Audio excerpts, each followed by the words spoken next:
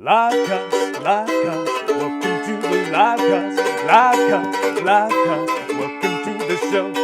LIVEcast, LIVEcast, welcome to the LIVEcast, LIVEcast, LIVEcast, welcome to the show. Well, hello everyone, welcome to the LIVEcast. If you're joining us for the first time, you're very welcome. If you're a regular viewer, good to have you back and to have you with us. If you've been watching over the last few weeks, you'll know that we've been doing a whole series of different interviews with people. And so this week, we've got another interview for you. Just to say, before I crack on with that, just remember, if you've got questions and things you'd like to ask during this, do just type them in. If you're watching on Facebook now, do just type them in on the comments there, and we'll do our best to pick them up. Might pick them up near the end. It's quite difficult to flip between keep an eye on that and talking and sorting out cameras and things, so I'll try and keep an eye on it. But if you've got things you want to ask, do write them down, comment, and we'll deal with them near the end. So, first of all though, it's be good to introduce you to who I'm speaking to this week, and this week I am going to be chatting with Dave. So Dave, hello. How you doing? I'm good, yeah, Good. You alright? Yeah, not bad, thank you, not bad. Good. Now, Dave, your fame spreads far and wide, but there'll be many people watching who won't know who you are. So, Dave, why don't you just tell us a little bit about who you are? Who I am? I'm married to Zan. We have 3 kids, Finn, Maisie and Poppy. Heavily involved in church at All Saints Crowborough. I run the leadership team of Thirsty, which is a Friday night congregation that we have that meets on the 2nd and 4th of the month. So I lead a team of guys to run that, which is great fun. And also I'm in a band. I sing lead singer of Joan as well. So we do functions, we do weddings. I am the wedding singer as well. I'm not quite in that way, but we have great fun doing that. So that's a joy and a privilege to do that as well. Nice, great. Okay, and so you are a Christian, yeah, which is good. That's definitely a good start for these interviews. So tell us a bit about that then. I mean, have you always been a Christian? Tell us a bit about how you kind of came to faith and your background on that front. Pretty much. I think as far as I can remember, I've always been a Christian. I was my mum and dad moved to Crowborough when I was 3 and my brother was very small, and they came to Crowborough to live here and wanted to get us christened, as was traditional with their family and the family views.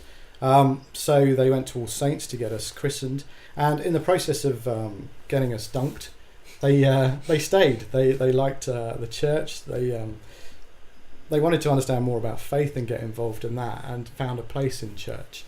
And so they before that they had no faith at all. Okay. There's nothing there at all in the family other than a traditional view of Christianity, I guess, and the fact that you needed to be christened as a baby to for something in the future, I guess.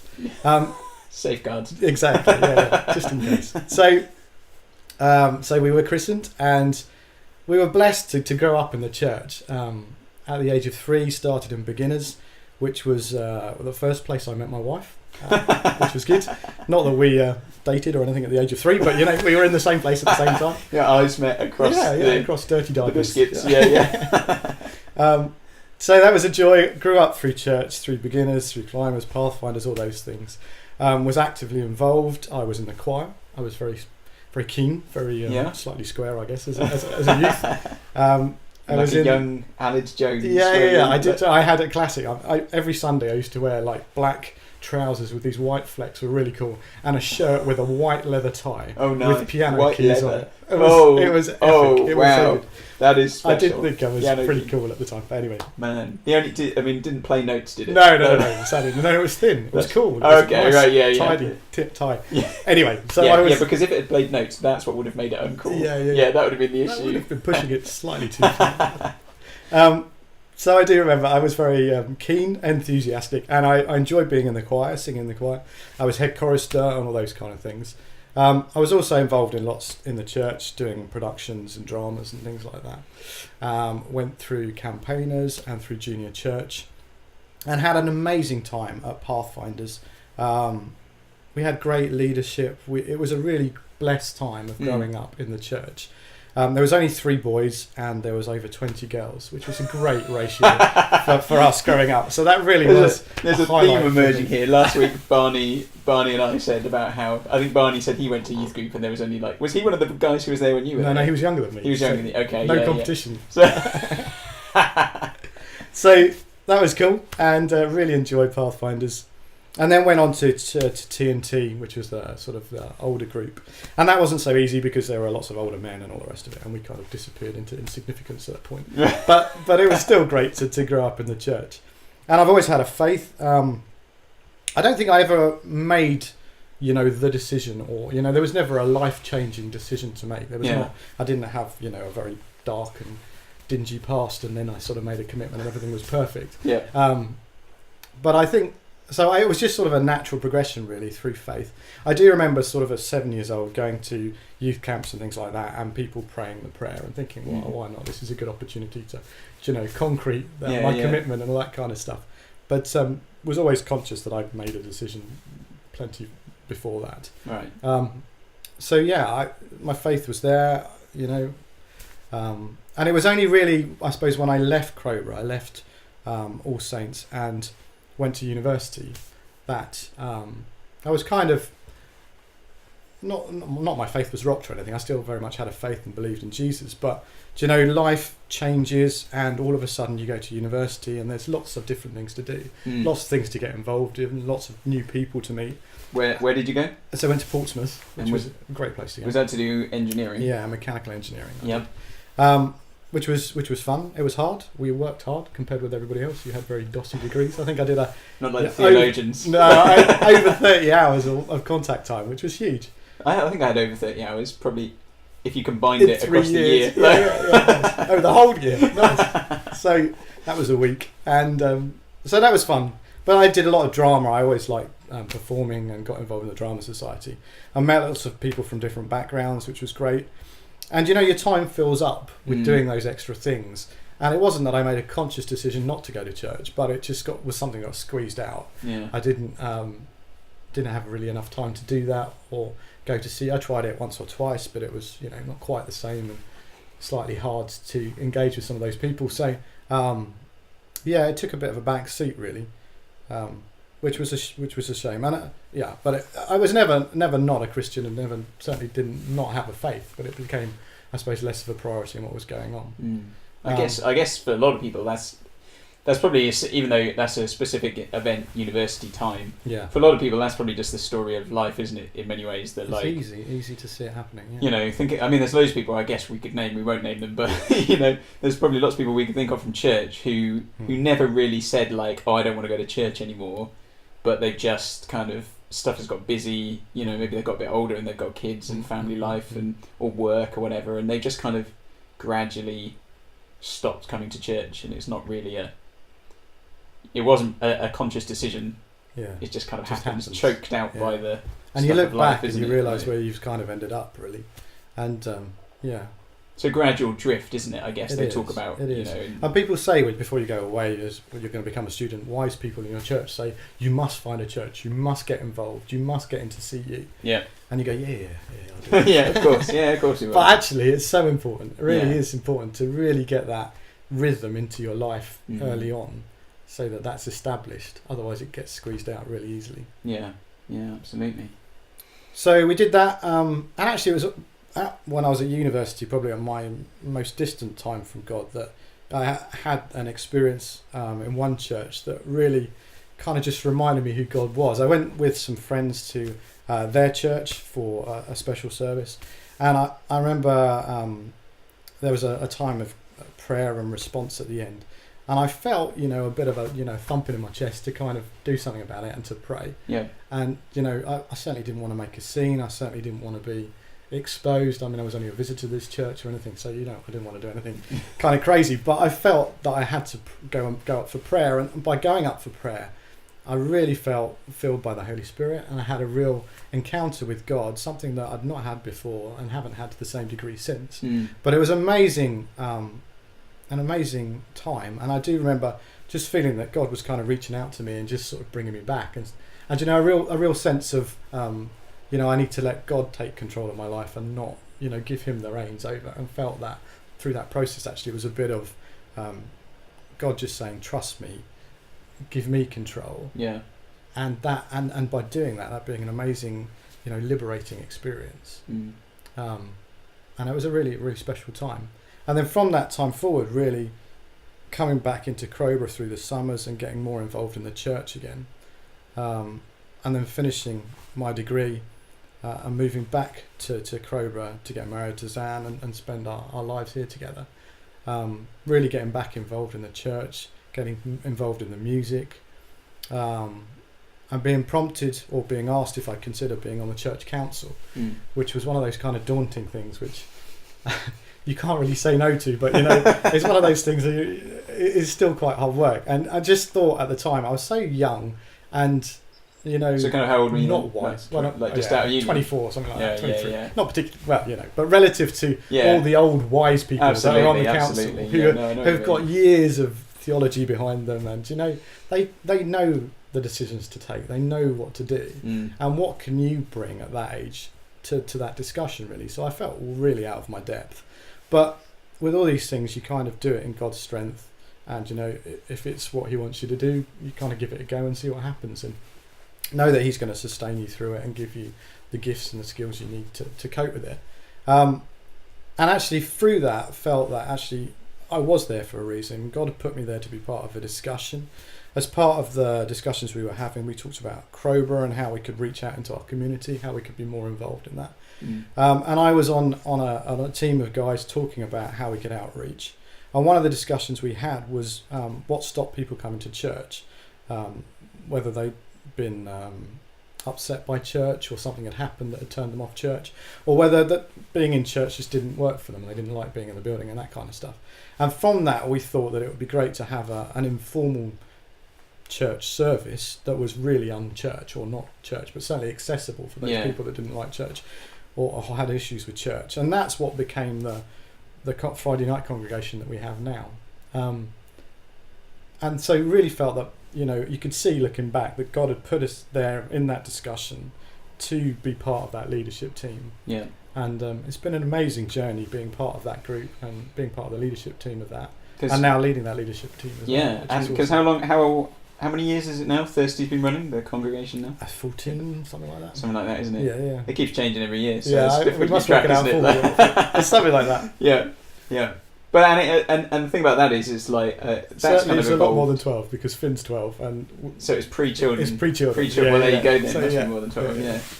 And I mean, we talked a little bit about Thirsty last week, Barney and I. We didn't get a huge amount of time, but because we're all on the team for it. Just how do you think it's changed over the years? Because initially we talked about it. I mean, you said there it was for the unchurched, or the phrase was used as the de-churched, wasn't it? People who were a bit disillusioned with church and didn't want that anymore. It's a fresh expression of church. It's probably not so much of a fresh expression now, but it's still after 14 years. But it still really has a great purpose, and it's a great opportunity to have more time in worship, and just to spend time together. In God's presence and praying and reflecting on all those things. There's just much more time and space than there is in a traditional Sunday service. Yeah. And people are happy for that. The format to be fluid and to be shaped as it needs to. So we can spend more time singing, and we can spend more time praying, and we can spend more time listening to God's word being explained to us if that's what the evening's doing. So. And because it's Friday night, I think there's a feeling of, well, it's the weekend, let's enjoy this time together. Yeah. And people are not so much in a rush to get away at the end of the night. So, it's a joy to be able to do it. We've got people from all walks of life that come. And it's a special time. It's a special family that we have. And we spend a lot of time in testimony and stuff like that. And that's really helpful, I think, for the people that come to hear testimony and to share testimony. Yeah. And so, I mean, we've got a bit of a sense, I guess, of who you are, where you've come from, and what life is it like. And I guess like life is always kind of full of ups and downs and stuff, isn't it? But tell us a bit about the last couple of years then, and some of the stuff that's happened then, and what's been going on there. Yeah, so last year, 2017, was certainly a journey for us. It was quite a challenge. My brother, 3 years younger than me, was very ill at the beginning of last year. It was all a bit crazy time. I remember we just started some building work at our house. So there was the first work of them really pulling the house to pieces and ripping the roof off. So, everything's starting to go a bit crazy at home. And it was one Monday coming back from work, and I had a phone call that Simon was quite unwell and really really struggling to breathe and stuff like that. I was having difficulties, which was one of those things. I popped my head in on the way home from work just to see how he was, because it was unusual really for mum or dad. I can't remember which one had contacted me to tell me. And he was there, and he had 2 paramedics with him, and he was really struggling to breathe. He wasn't well at all. And I have to confess a little bit that at that point I just kind of thought it was a bit of a Simon saga. Right. Our family, mum and dad, my brother, there's always been ups and downs, and it's normally kind of Simon has quite a bumpy journey through life, I guess, and that's quite normal. It was quite normal for there to be something going on, for it to be about Simon. So it didn't seem particularly unusual the norm at that time. Stage. No. But so I popped in to see him, and the paramedics seemed to be dealing with him. He was asthmatic anyway, so I maybe assumed it was something to do with that. So I didn't think too much more of it. But went home that evening, and I got a phone call from my mother a few hours later, really, and she was absolutely distraught. I mean, she was sobbing. She was really concerned for him, and I knew it was something much more than just an illness, just a normal cold or something like that. And she'd been told that it was pretty much touch and go, whether he'd survive the night, whether he'd make it through. So what kind of, I mean, so what symptoms was he having? Yeah, so he'd got through the previous 24 hours, I guess. He was becoming ill. He had he was unwell, like a flu-like symptom, temperatures, and mainly struggling to breathe, difficulty with breathing. So that was what he'd experienced, and he knew himself he was unwell, and so he contacted the doctor more than you normally would to say, look, I'm not well. In the run-up. That. And between, that Monday to the Tuesday, no, it was Monday, it must have been Monday night. So that Monday night, by the end of the evening, he was in intensive care, and he was on life support. Wow. So that's how quickly that can come through. So after talking to Mum and hearing how distraught she was, and that he might not survive, I went across to Pembury. I raced across to get there. And unfortunately, in the time of getting across there, they'd already put him into an induced coma to enable his body to cope with what was happening to him. And met with Mum and Dad, and as you'd imagine, they were just drained. I mean, they were emotional, and they'd really been through it. So they'd had to basically say goodbye to their son, who they weren't sure would make it through. And that must be really difficult, to have that conversation with your child, to sort of prepare to say goodbye and to prepare for the worst, really.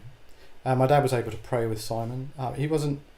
So Simon's always had a faith growing up in church, and he'd tell us that he'd always had a faith, really, but it wasn't a priority for him. So we weren't fully sure, that he'd made a commitment and knew the Lord Jesus. So Dad was able to pray with him at that point. And then I can remember the consultant having to say to Simon as well, "This is we're going to put you into a sleep now, so that we can monitor you and control you, and you might not come back from this." And how you look at someone in the eyes and know what's going to happen. He said, "Come on, let's do this. Let's do it." He was very much forthright and ready to fight. So. And how much? And so, what did the doctors tell you about kind of? So nobody knew what was wrong with him. Nobody knew. There was no diagnosis. Nobody really knew what it could be. But what was clear was that he had an infection, and his body was going into septic shock. So it was sepsis that was taking over his body. And sepsis is sort of a bit of a flaw in your body, really, where your body's starting to fight an infection, but it kind of overcompensates, and everything fights everything. Right. Even the good parts fight the good parts. So you quite quickly go into sort of multi-organ failure. Your heart packs up, your lungs pack up, your kidneys pack up. everything is falling apart. Really, your skin as well starts to destroy itself. And he really was in a bad way, and he was just completely purple.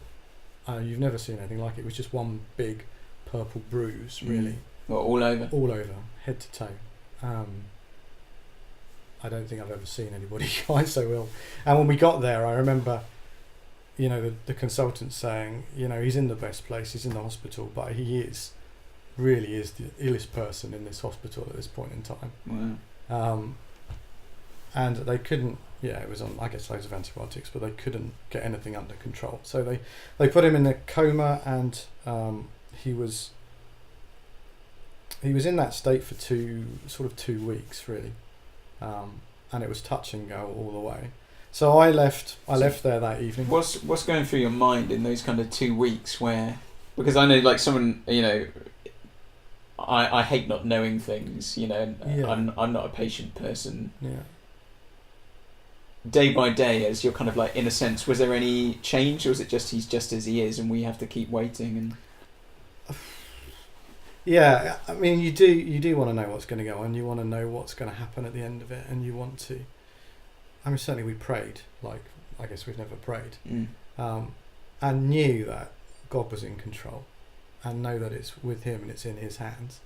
Not understanding why it's happening or even what the outcome might be, but knowing that He's got it and He's over it and in control of what's going on. But I don't think you look sort of long term in those situations. It's hard to believe that it's actually happening to you. You suddenly realise that you're going through this, and everybody else is looking at you and seeing that you're going through it, and praying for you and feeling sorry for you and all these things. But actually, all you're doing is looking at the day ahead and trying to figure out how you're going to get through that day, and how you're going to support people, and how you're going to support your family. And because in the midst of all this, you're still working, and kids are going to school. Yeah, and still working. I mean, that evening after coming away from the hospital, we went to bed to try and sleep, and at 2:00 in the morning, got a phone call from the hospital asking me to come in with Zan and our 3 children, and all come in for some medication in case it was meningitis. And because we'd been with Simon over the weekend, they wanted to give us all some medicine. So, at 2:00 in the morning, we're waking the kids up, trying to explain to them what's going on, and getting them to hospital, where we meet mum and dad, and we have all this medicine, and the ambulance drivers, the paramedics that had treated him were there as well. Yeah. And we're all having this precaution in case it was meningitis. And then it turned out not to be meningitis specifically, but... Did they ever... So the sepsis was a result of the... The sepsis was a result of the something infection. Else, but did they ever... The infection, I think, was a streptococcal pneumonia. Right. So it was something in his lungs, which I guess is why he was struggling to breathe. That was the initial infection. And that caused the sepsis throughout the rest of his body. And is that something which is just... is it just come out of nowhere? There's no kind of real way of knowing kind of how that appears? Sepsis? No, the pneumonia kind of... Well, I don't think it was... It could be... I think it was a common... Anybody could have had the infection, and it could have been as strong or as... so it's more how his body reacted to it specifically, rather than what it was itself. Yeah. And the fact that kicked the sepsis off, which was the horrific thing, really. Yeah. So he was on life support for 2 weeks, and we watched as his body started to fail, and he had to go on dialysis, and he was on life support, and it is amazing what modern medicine can do. And we heard a number of times that sort of 3 years earlier, he wouldn't at all have got anywhere near, or he wouldn't have survived at all. Well, as much as 3 years, or as little as 3 years. Yeah, and the technology had moved on so much that they were able to treat every little bit of it, and get him through it and keep his organs going, which is amazing. So they protect. The problem is, the way they do it is they protect everything inside the body, so the extremes of the body are kind of starved of blood flow and oxygen. Yeah. So the downside to the treatment is that over the course of the time, you start to see the extreme, the fingers and toes going black and starting to die from the outside. So that, after really getting through the point that he was not dying, they were keeping him alive, then we realised that visit him day by day, you could see that his his extremities were starting to die off, which was quite difficult. That was hard. So, wishing him to be well, wishing him to come round, knowing that the longer it takes and the longer the circulation isn't getting to his fingers, that he's losing. Fingers are dying off and things like that. And I remember when the doctor was explaining, there was 50-50, and that if he did come round, he wouldn't be whole. Potentially, he would have lost some limbs and things like that.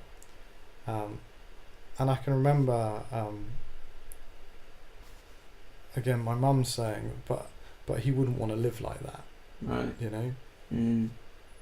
That would destroy him, basically. To be not whole when he came through that would be horrific. And we were praying, and the whole church were praying. It was amazing support from the whole of the church behind us, to know that people were praying and that we were loved and all those things, and had a real peace through all of this, even though it's quite a journey to go through. And we prayed and prayed for healing, for physical healing. But I think what's amazing at kind of coming out the other side of it is that he has been so well, miraculously been able to cope with who he is now in his disability and all the rest of it. So we had 2 weeks in intensive care. They brought him out of a coma, and then he was in intensive care for another 6 weeks.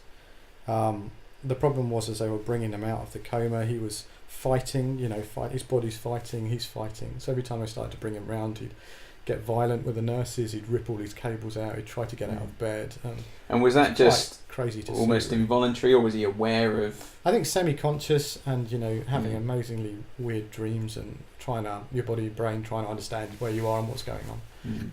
So it was fighting everything, and was quite challenging to see him like that, and to see the look in his eyes, and to see as he looked at you, it wasn't him behind his eyes, if you know what I mean. There was like an anger or a craziness behind there, and then not really knowing whether he was going to be the same again, and knowing.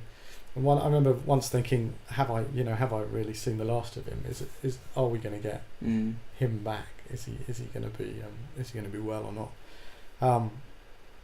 So that was 6 weeks in intensive care, and the fingers were pretty much black to the hands, and his ankles were completely black, and unfortunately, as part of the process of kind of keeping him alive, he'd lost his fingers and toes, and one in his feet. And then there was a sort of period of 6 months he was in hospital total, where it became clear that he would have to have amputation on both legs below the knee, and wouldn't have fingers and thumbs. Now for him, he's a musician, these things are huge for someone who's so creative and loves to play and do those things. And as I said before, really, it'd always been difficult for him through life. He'd always struggled a bit with that, I suppose, with depression and just coping with life. And the thought for all of us, really, of how is he going to get through this? How is he going to get through this hurdle? How is he going to cope being disabled? How is he going to cope with depression? How is he going to cope with the life-changing things that he was going through? Was was something that really weighed on all of us. And then it is really miraculous that he has been able to do as well as he's done with all of the disability, with the whole process of having the amputation, with the rehabilitation. We visited him, so then he went to a rehab centre in London after about 6 months, and to visit him there and to see how he was thriving, how he was the centre of the group, how he was the energy in the room, which was amazing, really. So we saw answer to prayer. We saw the miraculous healing, not in the physical, but in the spiritual, in his person, in his well-being, in his, in his outlook on life. That's where we've seen miraculous healing, really. Because it seems, like you say, your mum was obviously so worried about how he was going to be, but it seems, well, from what you said, but also from what I've seen of him as well and what I hear of him, that it's not a case of he's come out of it and he's coping with life. he's almost thriving. like he's just taken it and run with it, you know, and it, almost in a way that he wasn't even before, you know, in some ways. Just living life. He is thriving. He's got an energy. He's got an identity. And he has taken the opportunities that the disabilities brought him, and I hope in the future, you know, that he'll make the most out of that and be able to do things more as well, because of the disability. But you know, to encourage other people and to make the most of it. So, and amazingly as well, he's from someone who had a faith but didn't really like church, didn't really like, never really liked people, you know, knowing what was going on, didn't really like being around people, not particularly sociable. Since getting out of hospital and having his artificial legs fitted and stuff like that, he's in church, and he's been in church regularly, and just he was overwhelmed by the love that people have for him, not the fact that they were meddling or, you know, all those problems that he had with church before, but actually they genuinely cared for him and loved him and had been praying for him. I think that blew his mind, really, and still probably does. It's great to see him in church. He's comfortable in church. He still enjoys going to the pub, and he drags friends and people that he meets from the pub into church. You know, he makes no excuses for it, doesn't try to explain it. He just brings anybody in who wants to see what goes on in church, and it's great to see that he's got a new energy and a new purpose in life. He's got a new job, which I think has helped as well, and he feels valued in that and enjoying doing that as well. So it's all good.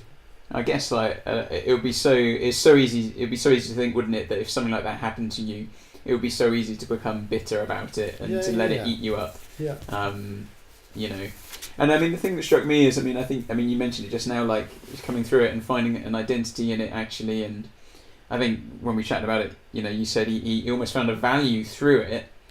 And I just thought, actually, that's quite an amazing thing when you think about our society, because our society is very much very keen to be inclusive of people who've had disabilities, but yet at the same time, we're also going down a road where, you know, on the kind of pre-birth front, where as they scan for disabilities, you know, certain countries, but also in this country, are pushing further towards the idea that it would be better to kill someone than for them to have a life with a disability. And actually, your brother is just a living proof that is a complete nonsense, isn't it? That actually, not only does he still have a life, but he has, and it's not although of course I'm sure there are things that are a struggle for him and still are an issue. It's a fulfilled and joyful life, full of value and meaning, and not just for him, but he can bring that to other people as well.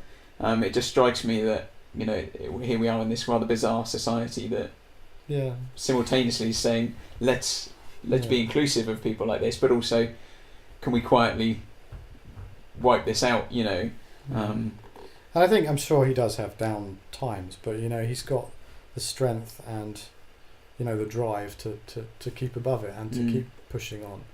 And God has, you know, blessed him through this, and you know, he is a new person through all of this, which is amazing, and an amazing answer to prayer at the end of a long journey, and a journey that will carry on for some forever, I guess, for him. But it's. And I guess an important thing to say as well. I mean, I think you used the word miracle. Like, it's an absolute miracle. In praying, you know, in some sense, people would look and say, you know, oh, but he didn't get healed in the sense of like everything was safe, and you know, obviously it's cost him a lot physically, but actually, the healing God has brought to him. Yeah, I mean, because he could have so easily just, you know, spiraled into depression and just, you know, and rightly be, I'm the victim. This is unfair. Why has this happened to me? Yeah. Out of everybody, why has this happened to me? How could God let this happen to me? And he could be like that, but and naturally he probably would be like that, but he's not been at all, and that's just amazing as well, right? That's that's God. Yeah. Sure.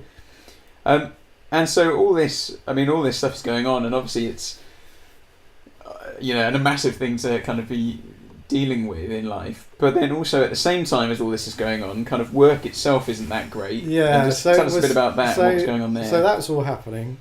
The house is still being ripped to pieces, so that's just the worst time to start building a project, as you'd imagine. And so that's all going on. And at the same time, work's getting harder and harder. So I worked for an automotive company making diesel engines for cars. And obviously, diesel's had a bad press, and the politics as well around it has, driven diesel down. So, there's not the future investment that's coming in diesel technology. There's not the new development in new engines, which is where I was working. So we were working on a design and manufacture or the launch of new diesel engines for cars mainly. And my team were responsible for the design and development of the new engines, and then making them or launching them for production, picking suppliers and being responsible for supplier development. So that's where we were focused. And when diesel was booming, it was a great time. We were, really, the industry was really booming. There was lots to do. It was a real, fun place to work.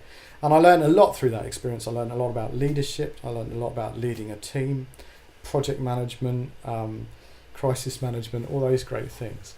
And so knew that was right for a season. God had kind of put me into that job from previously making me redundant in another one, and led me to that job. And that was the right job for a season. But I knew maybe over the last sort of 5-6 years that really the work-life balance wasn't great. There was a lot of travel abroad. There was a lot of stress and pressure. And felt that I should be doing something else, and was looking to see where that might be, but could never really see the opportunity or the time to change, or what industry I'd move into in the southeast, because it's quite limited in terms of manufacturing. So that's where we were. I was fighting a declining market and diesel, looking to get across into other product lines to secure our jobs, or my job, my team's job. Had the team in the UK, but we're developing a manufacturing centre in Romania, which was great, and developing a team there. But by developing a team there, kind of, you could see we were kind of making ourselves redundant in the UK in a high-cost country. So fighting all of that, thinking how can I secure a job at this place in the future? So really working hard, working all the hours. The alternative products were in China, so manufacturing was in China, engineering was in the US, we're in Europe. So you can imagine trying to work early in the morning on all the manufacturing problems in China, trying to fix all the design issues late into the evening in America. And it was just totally exhausting. And equally I feel, maybe I won't say that because this is going out, isn't it? So, but then I was in this really difficult situation, and didn't really, and was trying to just survive with Simon's issue and everything else that's going on.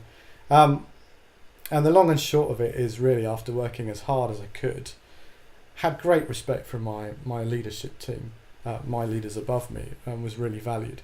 But at that point, the leadership team changed as well. So they brought in a new purchasing director, and a new immediate boss for me. And you could see by the approach they were kind of looking to change the structure and save some bucks where they could. So knew it was going to be a difficult journey. And at one point, after fighting for a long time, was brought into a discussion. I knew I couldn't have done anything more actually in my own strength. I couldn't have worked any harder or anything like that. I knew I'd worked as hard as I could. So was comfortable in that. But was brought into a discussion where I thought we were going to talk about reorganisation for the new projects, and I was told actually that my job was under threat, and I was potentially going to be made redundant if I couldn't find something else within the business. And at that point, I could have gone two ways, I guess. I could have fought hard. I had lots of potential. I had lots of information on things that hadn't been done well or done right. And I could have demonstrated that I'd worked as hard as I could work, and that my performance was above where it needed to be, and what they were saying was unfair and unfounded. But I just felt actually a real sense of peace at that point when we had that conversation and knew that God was in control. You know that point where you go, this is how it's going to be. This is how I'm going to find the new job. This is how I'm going to get into the next chapter. This is the opportunity that God's brought together, and that's how it's going to be. And so I could find probably a job for myself. There were some offers of work within the current company I was in, same salary, same deal, same benefits, but I actually felt that it was time to to see what God had in store next, and take that step of faith. And it really is a step of faith when you have to be dependent on God, because there are options you could do kind of in your own strength, and people will tell you, well, why don't you just stay in that company and stay on the good money and have the job security and do something else. But I actually felt led to take that step of faith and to resign and to take a redundancy, and then see what God had in store. And then there's a peace around that, and there was a good peace around that. And then obviously some panic when you realise that you haven't got a job. And you've got to pay the mortgage, and now you really are dependent on God to provide. But God's amazing and faithful, and His plans are always the best. Looking back on all the things that we've been through, God's in control, and you can see His plan for you and the direction. And you end up doing things that you really wouldn't have assumed you could do you wouldn't have even thought yourself possible to do. I look back on the leadership and see that's God's prepared me for that and put me in that position. On the music side, I never thought that I'd be in a band or that, and that was something that God just sort of brought out of the blue. And you take a step of faith, and now I'm sort of fronting that band and being part of that band, and that's really good and really exciting. And you just see God's blessing and provision across all the things you do. And the work thing kind of worked itself out, didn't it? Actually, in terms of what you fell into afterwards. So I applied for all the sensible jobs that I should. There was quite a few sensible jobs that I would really fit. My CV was great for those.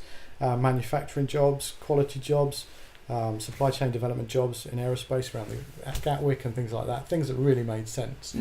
And I heard nothing on any of those, or resounding no's all over the place. And okay, so that was me pushing the sensible door. And you really pray in those situations, Lord, open the door or keep the door firmly shut. And all the doors were staying firmly shut. And I remember to go to a meeting where it's business leaders, it's faith in the workplace, and just sort of announcing that I'd been made redundant in more of a dramatic way than I planned, actually. But it was like everybody was like, oh, really? And everybody was really sympathetic and really sorry for me. I was like, I didn't mean it to be like that. But anyway, it was all good. It was good to share in a church family, and people were ready to support you. It was great. But then from that, Tom McDowell, who's also on our leadership team, approached me and said, he'd been praying and looking for someone to help run his business, and really thought that I might be that person to join his team, and that's amazing when you consider that he's got a construction business, and I really don't know anything about construction at all. And so again, that's done some Lego. I like a lot of Lego, in fact. But obviously, I knew about management of people and project management, and that kind of transfers. But it's a leap of faith from him too, to start those discussions. And we really felt between us talking it through that God was blessing it, and it was provision for him, and it was provision for me and my family as well. And I've been working there 6 months now, and it's been amazing to be learning a new industry, to be challenged, to be to realise that you can learn something new at this point in life as well. It's quite encouraging. It's good. So it's been a good process of learning the new product and learning how to build buildings, and also how to use the business for building the kingdom as well, because that's where we see that the opportunity in the business is to make money and to build buildings, but also to change the lives of the people we meet and to come into contact with, and the people that can come and work with us. And we've got the opportunity to employ people and to give them a safe place to be as part of a safe team, which is a great privilege, and it's great to be able to do that, and to run the business for kingdom work as well, building the kingdom as well as building buildings, which is it's been great. So that's really after a very difficult year, the outcome looking back is quite amazing. It's been So, I mean, Good job. looking back, I mean, over the last, kind of 18 months, 2 years, obviously all the stuff with your brother, all the stuff with work, and I'm just aware, I mean, there's probably people who, whatever word you want to use, suffering, hardship, Yeah. difficulties, there will be people who are going through stuff. Maybe they're ill, or they've got family who's ill, or that their work is hard, or family life is difficult, whatever it is. I mean, how do you think your faith has helped you through those things, those moments? Yeah, I think my faith is key. I think without that, I would have had a breakdown a long time ago. I think I would have had a breakdown just over work, let alone work on top of my brother's condition, on top of trying to do an extension at home and all those things. God sustains you and equips you, and there's peace and there's hope in His power. The fact He's in control. You know that no matter what's going on, that God is ultimately in control, and has the best plans for you. That He loves you, that He's called you into a relationship with Him. That He's equipping you and enabling you to do what He wants you to do, and He's not going to let you down. It's you don't fully understand all the things that are happening, but that He is in control, and that gives you peace and that gives you hope. I think if you don't, I think it must be hard if you don't. I don't know how you cope with life if you haven't got that. Yeah, I always think if you think it's just if you have nothing beyond this is entirely random, that must be very difficult. And I've just got to do it on my own. I've just got to work harder and do more, and it's unachievable. You can't. Yeah, it's just impossible to juggle all those balls, isn't it? I guess even when stuff is hard, there's a reassurance, isn't there, in knowing that it's not random, that God is in control, and there is a plan. Although it can seem really trite, can't it, to be like, God works all things together for good and stuff. You can be said tritely, but actually, I think it's a comfort for the believer, isn't it, to know that it's not just random. And the way I've sometimes talked about suffering in illustration wise has been like that for us. It's a bit like one of those Monet paintings, that when we're right up against it, and because it's all broad brushstrokes and dabs of paint here and there. When you're up against it, you can't make sense of it. But obviously, the further you go away from it, you see the big picture, and God always has the big picture. And it may be that we never get to see the full picture in this life. Completely. Yeah, and by God's grace, sometimes we do get a bit of we can look back in hindsight and say, I can see how God used that very hard thing. Yeah. But it must be very difficult if you literally think it is just random, there's nothing else, and there is no hope ultimately. There's no reason the sun will come up tomorrow. Whereas for us, we know it will. And equally, the experience as well of going through all of that, and gives you an understanding and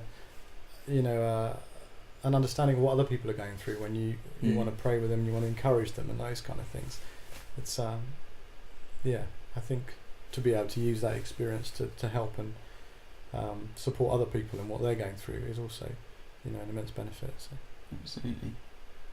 Great. Well, I think we've kind of come to the end of our time. Dave, thanks so much for chatting with me and for sharing your story. And I know it's an amazing story, and I'm sure it's helpful for people at home, and people will be picking this up on the podcast and maybe on YouTube and Facebook later on and stuff. Just to say, or if you're watching on Facebook at the moment, I've put down in the comments, Glenn and I did a Thorny Questions series on suffering. So we've got 4 videos there. I think they're all in the comment. There's a playlist I've linked to. You can find it on our YouTube channel as well in the playlist there, Speak Life UK. So, there might be stuff in there that if you're finding stuff hard at the moment, experiencing suffering, and you're kind of questioning what's going on, we hope there's some helpful stuff in there. We hope that what we've been talking about today has been helpful for people to hear and has encouraged you. So next week, I'm going to be joined by Tom McDowell, who's Dave's boss, actually. Yeah. So we'll probably find out a bit more about that business and some of what that looks like. But Tom's got an amazing story as well. He's an ex-Marine who's come through alcoholism to find the Lord. So it's an amazing story. So again, there might be people who that would be relevant for, and you might say listen in, or you could share that with them next week. So do tune in same time next week.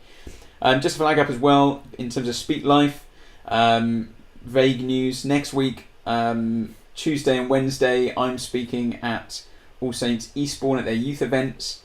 So I'd really value your prayers in preparation for that. All the talks, I only do 2 nights, but all the talks are themed around song titles from The Greatest Showman. Oh, nice.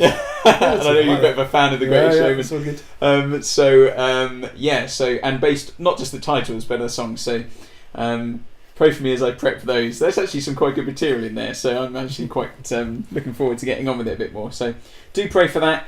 Guys, thank you so much for joining us. I hope it's been helpful. Share our stuff, like the page, all the usual bits, and enjoy your weeks, and we'll see you next time. Thanks very much.